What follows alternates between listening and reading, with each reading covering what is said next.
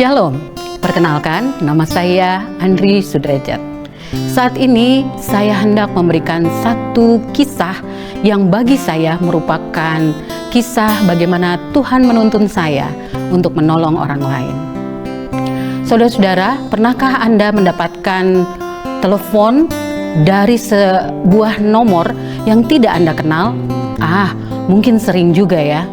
Dan memang biasanya saya tidak mengangkat telepon tersebut karena saya akan berpikir mungkin dari orang iseng, mungkin dari petugas bank, atau dari hacker mungkin. Jadi saya biasanya tidak mengangkat.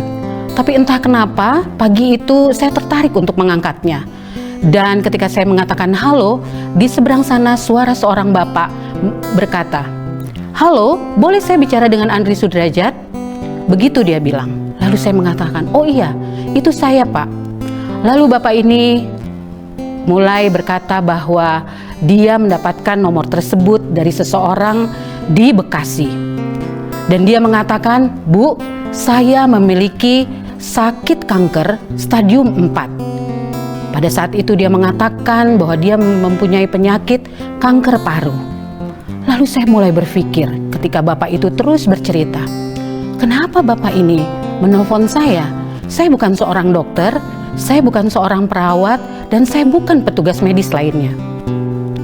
Lalu bapak itu mengatakan, seseorang merekomendasikan nama ibu kepada saya. Karena Bu, saya sudah lama menderita sakit ini. Saya sudah keluar masuk rumah sakit. Dan dokter sudah memvonis saya bahwa saya tidak akan sembuh. Lalu saya mulai berpikir dan berpikir. Lalu tiba-tiba saya teringat, mungkin bapak ini memiliki satu kerinduan untuk melewati kesembuhannya melalui hal-hal alami. Lalu saya teringat salah satu nomor dari teman saya yang kebetulan dia mengikuti training untuk hal ini.